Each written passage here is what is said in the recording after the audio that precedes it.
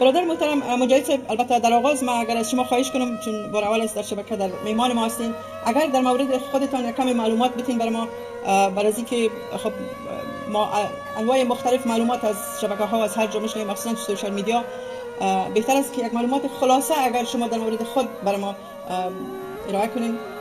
بعد از این ان شاء الله سوالات میکنیم. بسم الله الرحمن الرحیم، حامد و مصلیا اما بعد. من ذبیح الله مجاهد، سخنگوی امارت اسلامی افغانستان، باشنده ولایت پکتیا و بعد از تجاوز آمریکا در صف جهادی امارت اسلامی افغانستان مشغول خدمت بودم. بعداً 15 سال میشه به حیث سخنگوی امارت اسلامی افغانستان ایفای وظیفه میکنم. تشکر میکنم. در این رابطه اگر سوالات مشخصی باشه میتونم جواب بدم.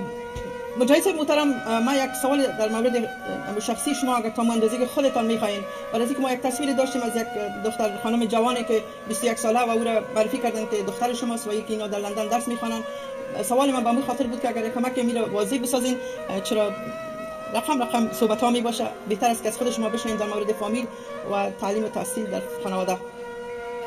بله، ما 2 تا پسر و 2 تا دختر دارم و همشان در افغانستان هستند، تحصیل میکنن و در کشور هستند. کدام جای بیرون ما سفر نکردیم، اهل خانواده های ما سفر نکرده. تصویرهایی که پخش شده بود جعل است و نادرست است، ما رد میکنم. به هر صورت دشمن گاهی وقت تبلیغات واهی و پروپاگاند را نشر میکنه که حقیقت نداره. تشکر. خب سوال اول ما است که تقریبا 2.5 ماه زیادتر از آغاز حکومت امارت اسلامی که واقعا یک انقلاب بود. متاسفانه صدای شما هنوزم قطع میشه، ما بعضی حرفایتون نمیشنوم. اگر میکروفون درست‌تر گرفته شود یا نزدیک شود میشه. خب من نمی‌فهم کدام یکی درست بشه که مشکل ما پیدا کردیم.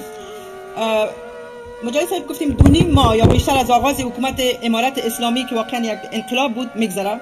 صدا من دارین؟ بله آن دارم. با مشکلات فراوان روبرو هستید. آیا چنین وضع را شما پیش بینی کرده بودین و همون بزرگترین مشکلتان امروز چی است؟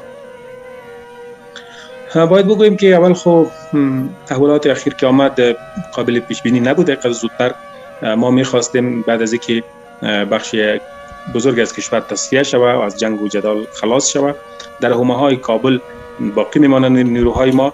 باید وارد شهر کابل زودتر نشیم تا یک آمادگی خوب هم داشته باشیم و همچنان اگر یک تفاهم سیاسی به میان آمد بهتر است از راه سیاسی